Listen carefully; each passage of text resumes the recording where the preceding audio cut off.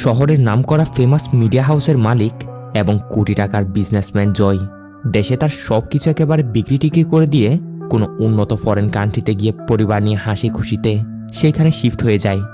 দিনকাল ভালোই যাচ্ছিল কি এর মধ্যে একদিন দেশ থেকে তার কাছে একটা কল আসে, আর শুধুমাত্রই একটা কলই তার পুরো জীবন উলট পালট করে দেয়। কোনো এক হ্যাকার তাকে কল করে চ্যালেঞ্জ করতে শুরু করে যে আগামী 10 ঘন্টার মধ্যেই সে তাকে একদম বরবাদ করে দিবে।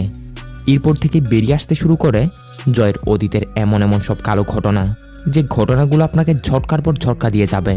আর শেষের টুইস্ট তো একদম মাথা নষ্ট।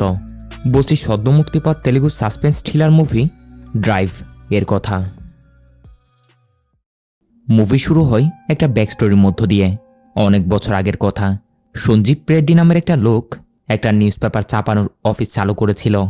সঞ্জীব রেড্ডি তার প্রকাশ করা সেই নিউজ পেপারগুলোতে সবসময় জনগণের হকের জন্যই, তাদের ন্যায়ের জন্য কথা বলতো। মানে সবসময় সে জনগণের সুবিধা অসুবিধা নিয়ে কথা বলতো, যার জন্য সবাই তার এই নিউজ পেপার অনেক পছন্দও করত। এই সঞ্জীব রেড্ডি ছিল একটা ছেলে যার নাম হচ্ছে জয়দেব। জয়দেব একজন আর্মি অফিসার। এরপর সঞ্জীব রেড্ডির মৃত্যুর পর তার ছেলে জয়দেব সেই তার বাবার নিউজ পেপারের অফিসটা চালাতে শুরু করে। এখন জয় তাদের এই নিউজ পেপার হাউসকে পুরো একটা বিজনেসের চোখে দেখত। দেখতে দেখতে তাদের নিউজ পেপারের অফিসটা অনেক বড় হয়ে গেছে, অনেক নাম কামিয়ে নিয়েছে। আর একদিন গিয়ে জয় সিদ্ধান্ত নেয় সে তাদের এই মিডিয়া হাউসকে অর্থাৎ নিউজ পেপার অফিসকে বড় একটা গ্রুপের কাছে বিক্রি করবে।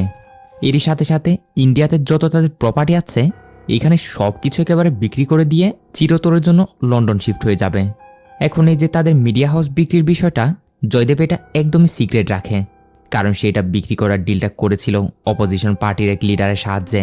তাই যদি রুলিং পার্টির লোকজন এটা জানতে পারে তাহলে জয়ের উপর অনেক আইনি প্রেশার আসবে। তাই সেই কাজগুলো একদম সিক্রেটলি সবকিছু ব্যবস্থা করে হলিডের নাম দিয়ে অন্য আরেক ফরেন কান্ট্রিতে গিয়ে আপাতত সেখানে থাকতে শুরু করে। আর ওইখানে থেকে সে তার মতো করে ভিডিও কলের মাধ্যমে ইন্টারভিউ দিয়ে যায়। অর্থাৎ সে এমনভাবে সবাইকে এটাই দেখায় যে এখনও সে তাদের ওই মিডিয়া হাউসের এমডি, অর্থাৎ সেটা তাদের কন্ট্রোলে আছে। সিদ্দিকি নামের এই লোকটাই জয়ের ইন্টারভিউ নিত, আর তারা প্ল্যানিং করে এমনভাবে সব করত। শুধুমাত্র পজিটিভ কথাবার্তাগুলোই তারা মানুষের সামনে প্রচার করত। যাই হোক, আজকেও ইন্টারভিউ শেষে জয়ের ওয়াইফ শ্রেয়া তাকে কল করে। জয়রা বর্তমানে জার্মানিতে আছে, তবে জয় তার কাজের উদ্দেশ্যে তার ফ্যামিলি থেকে একটু দূরে অন্য শহরে আছে। জয়ের একটা ছেলেও আছে। ভিডিও কলে বলছিল, বাবা তুমি কবে আসবে? জয় বলে, বেটা তোমার জন্য নতুন একটা খেলনা বুক করেছি, সেগুলো তোমার কাছে পৌঁছালে ওইগুলো দিয়ে তুমি খেলতে থাকো, রাতের দিকে আমি তোমাদের কাছে পৌঁছে যাব। এ বলে জয় তার ওয়াইফ শ্রেয়াকে এটা বলে যে লন্ডন যাওয়ার সব কিছু কমপ্লিট করে নিচ্ছি, আর কিছুদিনের মধ্যেই আমরা সেখানে শিফট হয়ে যাব। তারপর আমি, তুমি, আমাদের বাচ্চা, আমরা অনেক হাসি খুশিতেই সেখানে দিন পার করব। এভাবে কথা বলে কল রাখার পর জয় তার গাড়িতে বসে কোথাও যেতে শুরু করে। একটু পর একটা কফি শপের দিকে আসে। ওই সময়ই জয়ের কাছে গ্রুপ কল আসে। জয়ের 2 জানে জিগার বেস্ট ফ্রেন্ড ইন্ডিয়া থেকে কল করেছে। এর মধ্যে একজন হচ্ছে অ্যাক্টর, অর্থাৎ মুভিতে কাজকাম করে, আরেকজন যে চশমা দেওয়া সে ডক্টর। তো কলে তারা কিছুক্ষণ তাদের হালচাল, কাজের কী অবস্থা এগুলো নিয়ে কথা বলছিল। এরই সাথে এটাও যে 3 জন একসাথে হয়েছে অনেক দিন হয়ে যাচ্ছে, সামনে একসাথে হওয়ার কোনো একটা প্ল্যান বানানো যাক। যেহেতু জয়রা কিছুদিনের মধ্যেই লন্ডন শিফট হচ্ছে, তো সেইখানে তারা 3 জন একসাথে হবে, পার্টি শার্টি করে চিল করবে বলে এদের কাছ থেকে কল রাখার পর জয় তার বডিগার্ডদের বলে দেয় যে তোমরা এখন আসতে পারো, বাকি পথ আমি নিজে ড্রাইভ করে চলে যেতে পারবো। এ বলে জয় তার বডিগার্ডগুলোকে পাঠিয়ে দিয়ে সে নিজেই গাড়ি নিয়ে বেরিয়ে পড়ে। অন্যদিকে আমরা হায়দ্রাবাদে একজন হ্যাকারকে দেখি যে কিনা জয়ের উপর নজর রাখছিল। দেখা যায় জয়কে সে কল করে, বলতে শুরু করে, জয় তুমি চাইলে আমাকে 5721 বলে ডাকতে পারো। আর হ্যাঁ শোনো, তুমি এতই জিলি সব কিছু প্ল্যান বানিয়ে যে হাসি খুশিতে যাচ্ছ, আর তোমার যে একটা গা ছাড়া ভাব, বিশ্বাস করো তোমার ড্রাইভ শেষ হতে হতেই আমি তোমার এই সব কিছু একেবারে রাস্তায় নিয়ে আসব। এসব কিছু শুনে জয় কোনো প্র্যাঙ্ক কল মনে করে কল কাট করে দেয়। এর সাথে এ যেন তাকে আবার কল করে ডিস্টার্ব না করে সেই জন্য সে মোবাইলটাও সুইচ অফ করে দেয়। এখন এটা করার একটু পরেই সেই হ্যাকার এবার জয়ের গাড়িতে কল করতে শুরু করে, তাও আবার ভিডিও কল। এটা দেখে জয় তো শক যে তুমি আমার গাড়িতে কিভাবে কল করতে পারো। হ্যাকারটা বলে, পরের বার যদি তুমি আমার কল কাট করেছ তাহলে আমার অনেক রাগ হবে। জয় বলে, তো তুমি কি বলতে চাও, আমার কি করবে তুমি? হ্যাকার বলে, ওয়াও জয় তুমি 1 কোটি টাকার প্রশ্ন করেছ। জয় বিরক্ত হয়ে আবারও কল কাট করে দেয়, যার পরপরই জয়ের মোবাইলে একটা মেসেজ আসে। আর জয় এখানে মেসেজটাতে দেখে তার অ্যাকাউন্ট থেকে 1 কোটি টাকা গায়েব। কেউ তার অ্যাকাউন্ট থেকে 1 কোটি টাকা উইথড্র করে নিয়েছে। এটা করার পর হ্যাকারটা তাকে আবারও কল দেয়। জয় বলে, আমার অ্যাকাউন্ট থেকে তুমি আমার টাকা নিয়েছ, দাঁড়াও তোমার কমপ্লেন আমি পুলিশে দিচ্ছি। হ্যাকারটা বলে, পুলিশকে কল করে কি বলবে? আর তাছাড়াও তুমি তো শত কোটি কোটি টাকার ডিল করেই ওইখানে গিয়ে ঘাপটি মেরে বসে আছো। সে শত কোটি কোটি টাকার মধ্য থেকে মাত্র 1 কোটি টাকাই তো গেল। এখন যদি পুলিশের কাছে কমপ্লেন দিতে যাও তাহলে পুলিশ উল্টো তোমাকেই জিজ্ঞাসাবাদ করবে যে আগে বলো অ্যাকাউন্টে তোমার অত টাকা থেকে কিভাবে আসলো, কে দিয়েছে, কার সাথে ডিল করেছ। তখন তো ধীরে ধীরে তোমার সব পর্দায় সামনে চলে আসবে। বিশ্বাস করো, তোমার সব কিছু আমি জানি। তোমার বাবা একজন ভালো মানুষ ছিলেন। প্রথম দিকে তো অনেক সৎভাবেই নিউজ পেপারটা রান করেছিল, কিন্তু কিছু বছর পার হতেই পলিটিক্যাল প্রেশার এসে উনিও করাপ্ট হয়ে গেছিলেন। কিন্তু তুমি তো একদম শুরুটাই করেছো করাপ্ট হয়েই। তোমার বাপকে তুমি একদম ছাড়িয়ে গেছো। শুধু করাপশনে তুমি থেমে থাকোনি, মিথ্যা, বিশ্বাসঘাতকতা, ধোঁকাবাজি সব কিছুতে একদম টপ করে গেছো। মিডিয়া হাউস বিক্রি করার যে ডিলটা তুমি করে এসেছো না, তার সব কপি আমার কাছে আছে। অলরেডি আমি তোমার একটা ভিডিও মিডিয়ায় রিলিজ করে দিয়েছি। এখন আরামের এই জার্নিটা উপভোগ করার জন্য রেডি হয়ে যাও। এখানে সত্যি নিউজ চ্যানেলের মধ্যে জয়ের ওই ভিডিওগুলো ফাঁস হয়ে যায়। অর্থাৎ সিক্রেটলি একটা ন্যাশনাল গ্রুপের কাছে মিডিয়া হাউস বিক্রি করে দেওয়ার যে ডিলটা করেছে তার সব কিছু ভিডিও, সব প্রমাণগুলো ফাঁস করে দিয়েছে হ্যাকার। এখন এটা করাতে এতদিন ধরে জয়ের যে ইমেজটা ছিল ওটার ভ্যালু এখন টোটালি জিরোতে। এসবের পর ওই সিদ্দিকি জয়কে কল করে এসবের ব্যাপারে জিজ্ঞাসা করতে শুরু করে যে এই নিউজগুলো কিভাবে লিক হলো। এখন তো তোমার সাথে সাথে আমাদের ইমেজও গেল, হয়তো অপোজিশন পার্টির কেউ এইসব করেছে।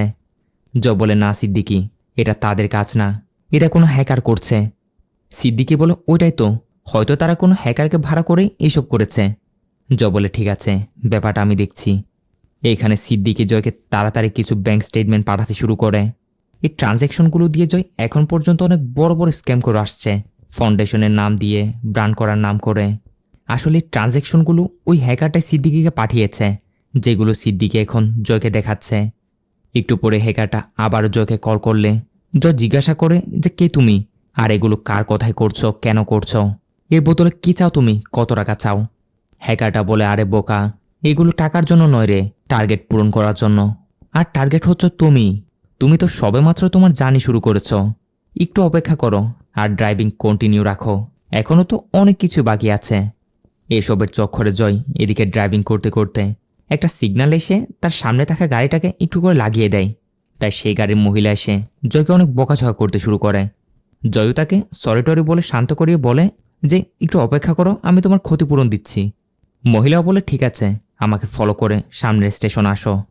এদিকে ওই হ্যাকার তখন লাইনে ছিল, বলে, কি তুমি বলেছিলাম না একটু কেয়ারফুলি ড্রাইভ করো? ওই মহিলাকে বাদ দাও, তুমি আমার কথা ফলো করে যাও।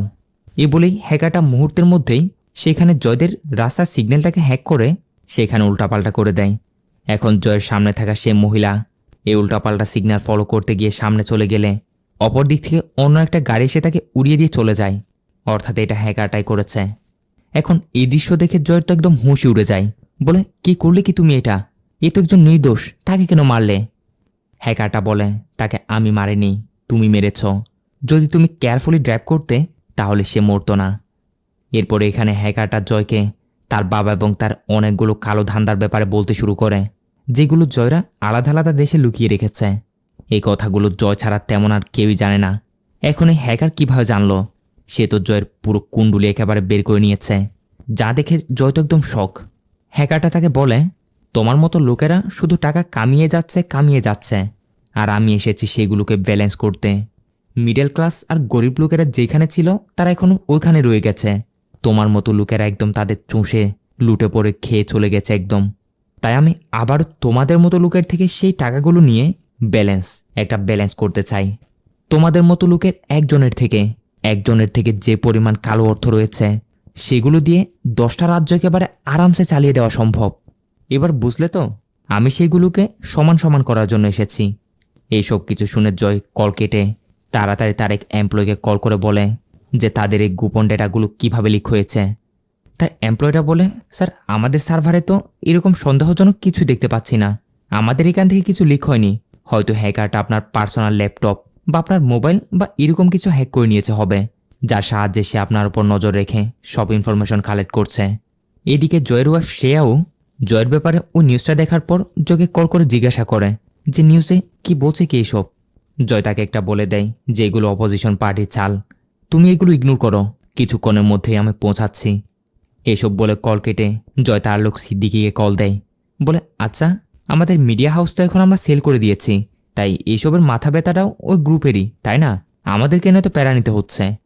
সিদ্দিকি বলে স্যার, যে এগ্রিমেন্টটা হয়েছে আমরা তখন সেটা ভালো মতো পড়িনি, এগ্রিমেন্টে পরিষ্কার করে লিখে দিয়েছে পরে চাইলে তারা ডিলটা ক্যান্সেলও করতে পারবে। আর এখন আমাদের মিডিয়া হাউসের নাম তো খারাপ হয়ে গেছে, তাই এটা কিনে ওই গ্রুপের আর কি ফয়দা হবে।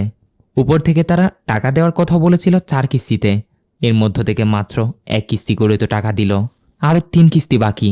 আমরা তো একদম পথে বসতে চলেছি। এসব কিছু শুনে জয়ের টেনশনের তো একদম শেষ নেই।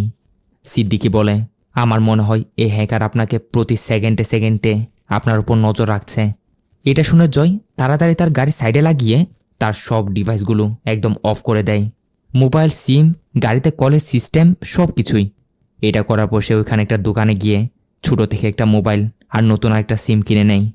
এই সিম দিয়ে সে শুধুমাত্র তার একদম ক্লোজ যারা আছে তাদের সাথে কন্ট্যাক্ট রাখে। এটা করার পর সে অন্য একটা জায়গায় এসে হায়দ্রাবাদে তার পরিচিত একজন লোকের কাছে কল করে, যে লোকটা ছিল একজন লয়ার, তার বাবার একদম খাস লোক। জয়দের কালো টাকা, কালো ধান্দা এসব কিছুর ব্যাপারে এই লয়ারটাও জানে। লয়ারটা জয়কে বলে, এগুলো যদি পাবলিকের সামনে আসে না তাহলে সব একেবারে শূন্য হয়ে যাবে। এইসব থেকে বাঁচার একটা উপায় আছে, যত তাড়াতাড়ি পারো লন্ডন গিয়ে শিফট হয়ে যাও। জয়ও সাথে সাথে তার এক এমপ্লয়কে কল করে দ্রুতই তার জন্য লন্ডনের টিকিট বুক করতে বলে। এখন এইসব করার একটু পরেই ওই হ্যাকার এবার আর কোনো উপায় না পেয়ে জয়ের গাড়ির সিস্টেমকে হ্যাক করে গাড়িতে থাকা টিভিতে জয়ের একটা ভিডিও প্লে করতে শুরু করে, যে ভিডিওতে জয় কিছুদিন আগে ফরেনার একটা মেয়ের সাথে গুটুরগু করেছিল দেখা যাচ্ছে। এই সব কিছুই অনেক আগে থেকেই এই হ্যাকার তার কাছে কালেক্ট করে রেখেছে, জয়ের A to Z সব কিছুই।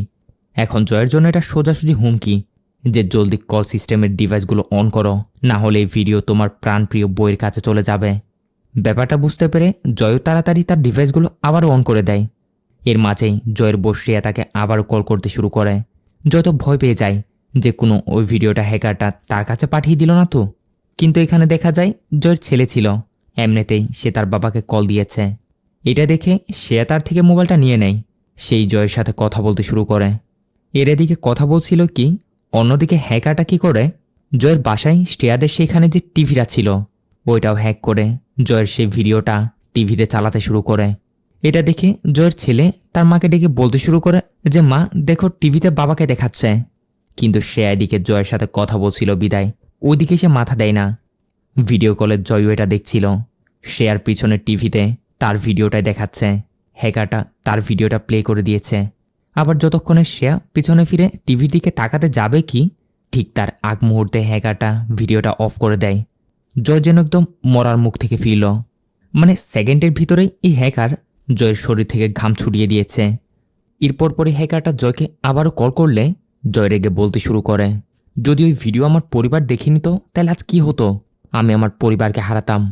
হ্যাকারটা মজা করে বলে, আরে জয়, সবাই জানতে তো পারুক যে তুমি কত রোম্যান্টিক।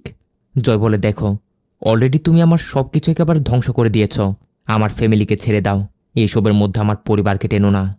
হ্যাকারটা বলে, আরে জয়, এত তাড়াতাড়ি তুমি হার মেনে নিচ্ছ, আমি তো সবেমাত্র শুরু করেছি, আমি তো তোমার আরও বরবাদি দেখতে চাই। এরা এসব বলছিল কি, এর মাঝে জয়ের ওই ডক্টর বন্ধুরা তাকে কল করে বলতে শুরু করে, জয় একটা খারাপ সংবাদ আছে, আমাদের বন্ধু রাহুল আর আমাদের মাঝে নেই। অর্থাৎ জয়দের ওই 3 নম্বর বন্ধু একজন অ্যাক্টর ছিল না, তার কথাই বলছে। সে নাকি আজ তার শুটিংয়ে অ্যাক্সিডেন্ট করে মারা গেছে। এটা শোনা মাত্রই জয় তো বুঝে যায় এসবই হ্যাকারটারই কাজ, এই কোনো একটা গড়বড় করে তার বন্ধুটাকে মারিয়েছে। কিন্তু জয়ের এই ডক্টর বন্ধুটা তার এসবে বিশ্বাস করছে না, সেই হ্যাকারটাকে অনেক হালকাতে নিচ্ছিল। তবে জয় কী করে হায়দ্রাবাদের তার পরিচিত একজন পুলিশ অফিসারকে কল করে সব কিছু তাকে জানায়, যেরকম এরকম একজন হ্যাকার তাকে টার্গেট করেছে, তাকে নিয়ে মাইন্ড গেম খেলছে।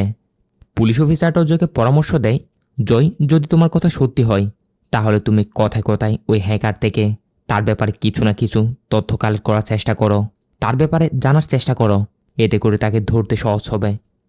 এর একটু পরেই হ্যাকারটা জয়কে আবারও কল দেয়, বলে, জয়, এটা তো সবেমাত্র শুরু। আগে গিয়ে তোমার সামনে আরও কত টাস্ক আসবে, সবগুলো তোমাকে পার করতে হবে। আপাতত তোমার পাশে যে গাড়িটা দেখা যাচ্ছে ওটাকে ফলো করে যাও। এখানে দেখা যায় জয়ের পাশে থাকা ওই গাড়িটার ভিতরেও মাস্ক পরা কেউ একজন ছিল। তবে জয় হ্যাকারটাকে পরিষ্কার না করে দেয় যে আমি তোমার আর কোনো কথাই শুনতে পারবো না। হ্যাকারটা বলে, যদি তুমি ওই গাড়িটাকে ফলো করো তাইলে আমার অবধি পৌঁছাতে পারবে। বলো, তুমি কি তোমার ইগো দেখাবে নাকি আমার অবধি পৌঁছাবে? এটা শুনে জয় ওই গাড়িটাকে ফলো করতে শুরু করে। ওই গাড়িটাও জয়কে সুনসান এই জায়গায় নিয়ে আসে, এমনকি তাকে পিছন থেকে গান পয়েন্ট করে নেয়। গান পয়েন্ট করে জয়কে এই জায়গায় নিয়ে এসে তাকে এই জায়গাটা খুঁড়তে বলে। কিন্তু জয় এখানে সুযোগ বুঝে লোকটার উপর হামলা করে দেয়। লোকটাকে মেরে জয় উল্টো তাকে গান পয়েন্ট করে নেয়। কিন্তু এখানে দেখা যায় পিস্তলটা আসলে নকল পিস্তল ছিল। এইসবের ব্যাপারে জয় লোকটাকে জিজ্ঞাসা করলে এ বলে, আমি কিছু জানি না, কেউ একজন আমার অ্যাকাউন্টে অনেকগুলো টাকা পাঠিয়ে কল করে আমাকে তোমাকে এই জায়গায় নিয়ে আসতে বলে। সো আমিও তার কথা মতোই যেরকম যেরকম সে বলেছে ওরকমটাই করেছি বলে লোকটা এখান থেকে পালিয়ে যায়। তবে জয়ের সন্দেহ হ্যাকারটা তাকে এই জায়গায় কেন নিয়ে এসেছে আর এখানে বা মাটি কেন খুঁড়তে বলেছে। এটা ভেবে জয় কথা মতো এখানে মাটি খুঁড়তেই এখান থেকে ছোট একটা বক্স খুঁজে পায়। যে বক্সটা খুলতে আবার বক্সের ভিতরে একটা ফটো, যে ফটোতে দেখা যাচ্ছিল স্কুলের ছোট্ট 3জন বাচ্চাকে, আর তাদের পিছনে আরও একজন বাচ্চা দাঁড়িয়ে আছে। আর এই ফটোটা ছিল মূলত জয় এবং তার ওই 2 বন্ধুর ছোটবেলার ফটো। এইটা দেখা মাত্রই জয়ের মাথায় সব কিছু বাড়ি খেতে শুরু করে, যার সাথে সাথে সিনও আমাদের ফ্ল্যাশব্যাকে নিয়ে যায়। যখন জয় এবং তার ওই 2 বন্ধু স্কুলে পড়ালেখা করছিল তখন একদিন জয়ের বন্ধু রাহুল দৌড়ে এসে তাকে বলতে শুরু করে যে, জয়, যে শ্রুতিকে তুমি পছন্দ করো সেই শ্রুতি তো জনকে ভালোবাসে, দেখলাম তার সাথে ঘোরাঘুরি করছিল। এটা শুনে জয়ের তো মাথা খারাপ হয়ে যায়। সাথে সাথেই সে জনের রুমে গিয়ে ধরে তাকে ওইখানে বেদম মারধর করতে শুরু করে দেয়। সোজা বলে দেয়, শ্রুতির থেকে তুমি দূরে থাকো, শ্রুতি শুধু আমার। এই বলে জয়রা জনকে অনেক মারধর করে সেখান থেকে চলে যায়। পরের দিন শ্রুতি বিষয়টা জানতে পেরে যে জয়রা তার জন্য জনকে অনেক মারধর করেছে, তখন শ্রুতি এসে জয়কে অনেক বকাঝকা করে, বলে, আজকের পর থেকে তুমি আমার আশেপাশেও আসবে না, আমি জনের সাথে ঘোরাঘুরি করব, সবসময় তার সাথে থাকব, দেখি তুমি তার কি করতে পারো। এইসব কিছু শুনে জয়ের একটু ইগোতে লাগে। যার পরের দিন গিয়ে জয়রা এটা জানতে পারে সে জন নামের ছেলেটার কিছু মেডিকেল ইস্যু ছিল, অর্থাৎ একটু অসুস্থ ছিল। এটার জন্য জনকে হসপিটাল গিয়ে ট্রিটমেন্টও করাতে হয়। আর যে হসপিটালে জন ট্রিটমেন্ট করাতে যায় সে হসপিটালটা অন্য কারো না, জনের সেই ডক্টর বন্ধু তার বাবারই হসপিটাল। এখন জন যে হসপিটাল ট্রিটমেন্ট করাতে যায় এই বিষয়টা জানতে পেরে তার মাথায় অদ্ভুত একটা আইডিয়া আসতে শুরু করে, যেটা কি তা আমরা একটু পরে জানব। তার আগে সিন আবারও প্রেজেন্টে আসে। জয় তাড়াতাড়ি তার ওই ডক্টর বন্ধুটাকে কল করে তাকে সাবধান করতে শুরু করে, সব কিছু তাকে বলতে শুরু করে। সাথে এটাও বলে ওই হ্যাকারটা তাকে প্রথম দিকে যে নাম্বারটা বলেছিল, অর্থাৎ যে নাম্বারে তাকে ডাকতে বলেছিল, সে নাম্বারটা ভাইবেলের একটা নাম্বার, যার অর্থ গুণাগারদের শাস্তি পৃথিবীতে পেতে হবে। দিলীপ, তুই আমাকে তাড়াতাড়ি এইটা বল, আমাদের স্কুলে জন নামের যে ছেলেটার সাথে আমরা ওসব করেছিলাম তার একটা বড় ভাই ছিল, তার নাম কি ছিল? দিলীপ বলে, আবে ইয়ার, এসব কখনের কথা, কোথেকে কোথায় ভুলে গেছি, তার ব্যাপারে তো আমার কিছু মনে নেই। জয় বলে, আমার কথা শোন, সেই হ্যাকার অন্য কেউ নয়, জনের ভাই সেই হ্যাকার। সে আমাদের থেকে প্রতিশোধ নেওয়ার জন্য এসব করছে, এমনকি অলরেডি সে রাহুলকেও শেষ করে দিয়েছে। সিন এখান থেকে আবারও ফ্ল্যাশব্যাকে যায়। যখন জয়রা জনের মেডিকেল ইস্যুর ব্যাপারে জানতে পারে তখন জয়রা পুরো স্কুলের মধ্যে একটা মিথ্যা খবর ছড়িয়ে দেয়, বলে জনের নাকি এইডস হয়েছে। দিলীপের বাবার হসপিটালেই তার ট্রিটমেন্ট চলেছে, তাই তারা জানতে পেরেছে এটা। এখন এই মিথ্যা খবরটা শুনে সবাই এটার উপরে বিশ্বাস করে নেয়। ফলে স্কুলের কোনো বাচ্চা আর জনের সাথে মিশতে চায় না, তার সাথে কেউ কথা বলবে তো দূরে থাক, তার আশেপাশেও পর্যন্ত যায় না। সাথে ওই শ্রুতিও জনকে ইগনোর করতে শুরু করে। জন তাদের বোঝানোর অনেক চেষ্টা করে যে তার এরকমের কোনো রোগ নেই, কেউ তার ব্যাপারে মিথ্যা বলেছে, কিন্তু তারপরও শ্রুতি তার থেকে দূরে চলে যায়। এসব হওয়ার ফলে জন ধীরে ধীরে এত পরিমাণের ভেঙে পড়ে, একদিন সে স্কুলের ছাদ থেকে লাফ দিয়ে নিজেকে শেষ করে দেয়। যাওয়ার আগে সে একটা লেটারে জয় এবং তার 2 বন্ধুর ব্যাপারে সব কিছু লিখে যায়। সিন প্রেজেন্টে আসে। জয়রা ওই ঘটনাটা মনে পড়তেই একদমই শখ, যে তারা জনের সাথে যেটা করেছিল ওটার প্রতিশোধ নেওয়ার জন্যই জনের ভাই তাদের সাথে এখন গেম খেলছে। জয় দিলীপকে বলতে শুরু করে, যদি জনের ভাই প্রতিশোধ নেওয়া শুরু করে তাহলে তো প্রথমে গুড়া থেকে শুরু করবে, আর গুড়াটা ছিল স্কুলের প্রিন্সিপাল। কারণ জনের ওই ঘটনাটার পর প্রিন্সিপাল জয়দের বাবার কাছ থেকে টাকা খেয়ে তারা বিষয়টা ধামাচাপা দিয়েছিল। জয় সে প্রিন্সিপালের মেয়ের নাম্বার কালেক্ট করে সাথে সাথে তাকে কল করে তার বাবার ব্যাপারে জিজ্ঞাসা করে, কিন্তু এ জানাই তার বাবা কিছু মাস আগে মারা গেছে। কেমনে মারা গেছে ওটা জিজ্ঞাসা করলে এ বলে আমার বাবার হার্টের প্রবলেম ছিল, হার্টে একটা মেশিন ট্রান্সপ্লান্ট করা হয়। এখন জানি না একদিন ওই মেশিনটার কী যেন হয়ে যায়, সেটা ব্লাস্ট করে বাবার মৃত্যু হয়। এটা শুনে জয় তো বুঝে যায় এটা হ্যাকারটারই কাজ, সেই হার্টের মেশিনটা হ্যাক করে এটা করেছে। জয় দিলীপকে কল করে সব কিছু জানায় যে প্রিন্সিপাল স্যারকে অলরেডি সে মেরে দিয়েছে, কারণ ঘটনাটার পর সে আমাদের বাবার কাছ থেকে টাকা খেয়ে আমাদের নাম যেন কারোর সামনে না আসে ওটার ব্যবস্থা করেছিল। এরই সাথে জনের সেই ভাইকেও টিসি দিয়ে স্কুল থেকে বের করে দিয়েছিল। এখন তার নেক্সট টার্গেট দিলীপ, আমি আর তুমি। এইটা বলতেই এইখানে দেখা যায় দিলীপের শরীর খারাপ হতে শুরু করে, ধরপড় করতে করতে মাটিতে লুটিয়ে পড়ে আর জায়গায় শেষ। আসলে দিলীপ একটু আগে যে খাবারগুলো খেয়েছিল ওইখানে কিছু একটা মিশিয়ে দেওয়া হয়েছিল, আর অফকোর্স এটাও তাদের থেকে যে প্রতিশোধ নিতে এসেছে সেই করেছে। জয় কলের মধ্যে এইসব দেখে অনেক ভয় পেয়ে যায়। তাড়াতাড়ি তার বউ শ্রেয়াকে কল করে বলে, জলদি কাপড় চোপড় সব কিছু প্যাকিং করো, আমাদের এই মুহূর্তে বের হতে হবে। এরই সাথে জয় এখানে তার পরিচিত পুলিশ অফিসারটিকে কল করে এসব কিছু জানিয়ে দেয় যে ওই হ্যাকার দিলীপকেও শেষ করে দিয়েছে। আর আমি 100% শিওর এই হ্যাকার অন্য কেউ না। আমরা যখন স্কুলে পড়ালেখা করতাম তখন সেখানে জন নামের একটা ছেলে ছিল, তার সাথে অপ্রত্যাশিত কিছু ঘটনা ঘটে যায়। তার প্রতিশোধ নেওয়ার জন্য তার ভাই এইসব কিছু করছে। আপনারা জলদি তাকে খুঁজে বের করুন। হ্যাঁ, আমার এইটুক মনে আছে জনের বাবার নাম ছিল ডেভিড। দয়া করে জলদি তাদের ব্যাপারে ইনফরমেশন কালেক্ট করুন। অফিসারটাও বলে, ঠিক আছে, আমি দেখছি ব্যাপারটা। এর একটু পরেই হ্যাকারটা জয়কে আবারও কল করে। জয় বলে, আমি জানি তুমি কে। দেখো, জনের এরকম মৃত্যুতে আমরা অনেক কষ্ট পেয়েছিলাম। আমরা এটা ভাবতেও পারিনি যে এরকমের কিছু একটা হবে। আমরা জাস্ট শ্রুতিকে তার থেকে আলাদা করতে চেয়েছিলাম। বাকি বয়সটা তখন ওই রকমেরই ছিল, বুঝতে তো পারছো। জানা না জানাতে হয়ে গেছে, তাই বলে তুমি এরকম একজনকে মারবে, ওটা তো অপরাধ। হ্যাকার বলে, আমার ছোটবেলা, আমার স্বপ্ন, আমার ভাই, সব কিছু তোমরা তখন বরবাদ করে দিয়েছ। তোমাদের কারণে আজ আমার পরিবার পুরোপুরি ধ্বংস। আমার ভাই এবং আমার খুব অল্প স্বপ্ন ছিল, যে ছোট স্বপ্নটাও তোমরা তিনজন শেষ করে দিয়েছ। এখন তোমার চোখের সামনেও তোমার পরিবার, তোমার স্বপ্ন শেষ হবে। বলে হ্যাকারটার জয়কে একটা ভিডিও পাঠায়, যে ভিডিওটা ছিল জয়ের বাসারই, যেখানে তার বউকে দেখা যাচ্ছে। একটা পার্সেল এসেছিল, সে আর সেইটাই নিতে যাচ্ছে। হ্যাকারটা বলে, ওই পার্সেলে বোম রাখা আছে, যেটা ফাটলে তুমি তাদের ছাইটাও পর্যন্ত খুঁজে পাবে না। হ্যাঁ, কিন্তু যদি টাইম মতো গিয়ে তুমি তাদের বাঁচাতে পারো তাহলে তারা বেঁচে যাবে। জয়কে অনেক রিকোয়েস্ট করে যে বিষয়টা তোমার আর আমার মধ্যে, দয়া করে আমার পরিবারকে এসবের মধ্যে টেনো না, তাদের ছেড়ে দাও। এ বলে, ঠিক আছে, আমি তোমার পরিবারকে ছেড়ে দিব, কিন্তু আমার একটা প্রশ্নের জবাব দাও, আমার নাম কি? জয় এখানে এই নামটা পর্যন্ত বলতে পারে না। হ্যাকার বলে, ঠিক আছে, তোমাকে আমি 2টা টাস্ক দিব, যদি তা পূরণ করতে পারো তাহলে তোমার পরিবারকে ছেড়ে দিব। প্রথম টাস্ক, আজকে জনের জন্মদিন, তাকে উইশ করো। কথা মতো জয়ও অনেক বিনয়ের সাথে জনকে তার জন্মদিনে উইশ করে। এরপর হ্যাকার জয়কে দ্বিতীয় টাস্কটা বলতে শুরু করে, তাকে একটা লোকেশনে যেতে বলে। জয়ও কথা মতো ফাটাফাট সেই লোকেশন অনুযায়ী এসে দেখে এটা একটা চার্চ ছিল। হ্যাকার বলে, কনফেশন রুমের দিকে যাও। কথা মতো জয় কনফেশন রুমের দিকে গিয়ে সেটা ওপেন করতেই ওখানে দেখা যায় অনেকগুলো মেয়েকে আটকে রাখা হয়েছিল। হ্যাকারটা বলে, সবগুলো মেয়েকে সেক্স ট্রাফিকিংয়ের জন্য আটকে রাখা হয়েছে।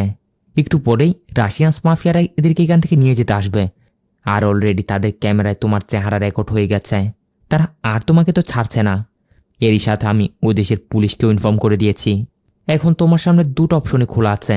পুলিশ আসবে, তোমাকে গ্রেপ্তার করবে, কারণ তারা জানবে তুমি এদেরকে কিনতে এসেছ। দ্বিতীয় অপশন, পুলিশ আসার আগে আগেই রাশিয়ানরা তোমাকে মারতে আসবে। এখন তুমি যদি তাদের সাথে ফাইট করে এদেরকে বাঁচাতে পারো তাহলে তাদেরকে বাঁচিয়ে ফাটাফাট এখান থেকে বেরিয়ে যেতে পারো। তোমার কাছে এই 2টা অপশনই আছে।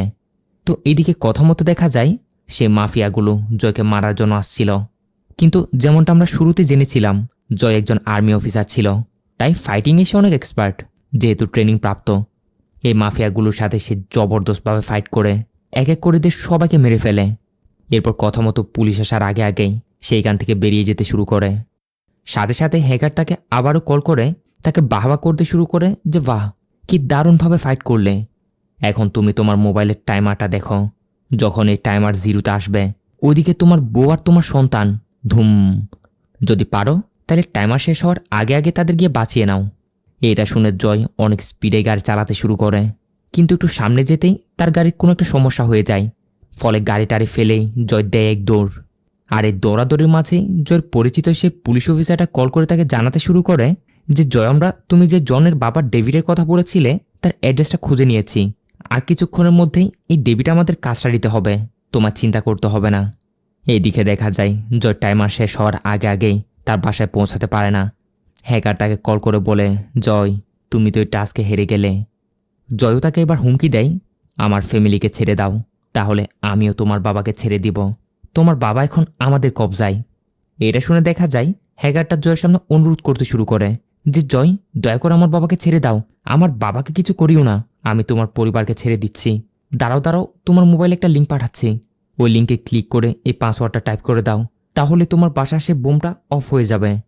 কথা মতো জয়ও সেই রকমটাই করে, অর্থাৎ লিঙ্কে গিয়ে পাসওয়ার্ড টাইপ করে দেয়। এটা করার পর আবারও সে দৌড়াতে শুরু করে। এর একটু পরেই সে তার ঘরে এসে পৌঁছায়।